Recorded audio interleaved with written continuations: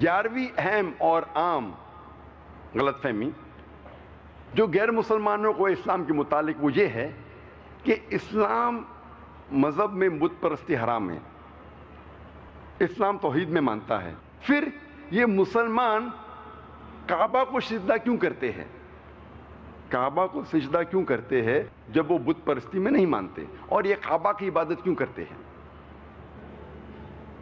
کوئی بھی مسلمان کعبہ کی عبادت نہیں کرتا اور کوئی بھی مسلمان کعبے کو اپنا بت مانتا ہی نہیں، کیونکہ اسلام میں بت پرستی حرام ہے۔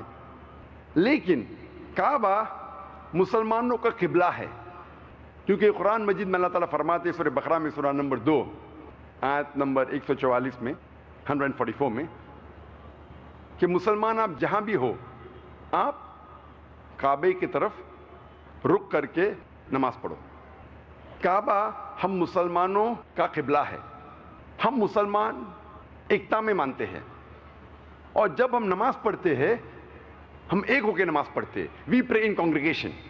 مثال کے طور پہ اگر مسلمانوں کو یہاں نماز پڑھنا ہے تو کوئی کہیں گا کہ پشچم کی طرف پڑھیں گے، کوئی کہیں گا دکشن، کوئی کہیں گا اتر، کوئی کہیں گا نارتھ، کوئی کہیں گا ساؤتھ۔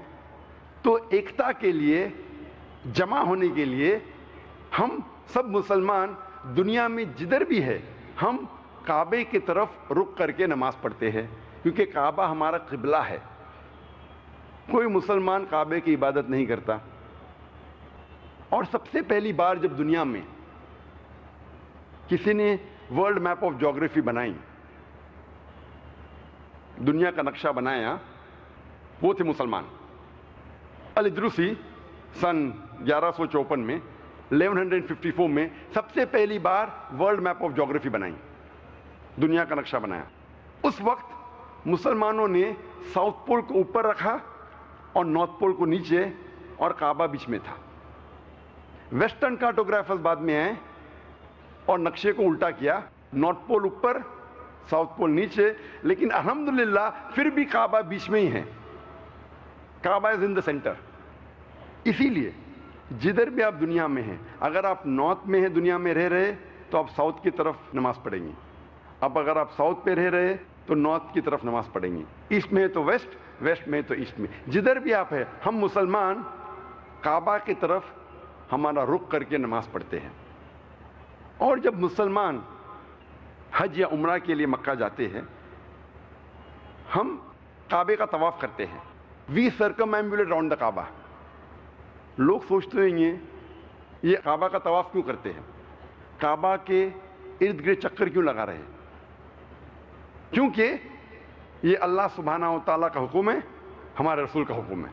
لیکن اگر میں منطق سے سوچوں تو میں یہ سمجھ سکتا ہوں کہ ہر دائرے کا ایک ہی محور ہے۔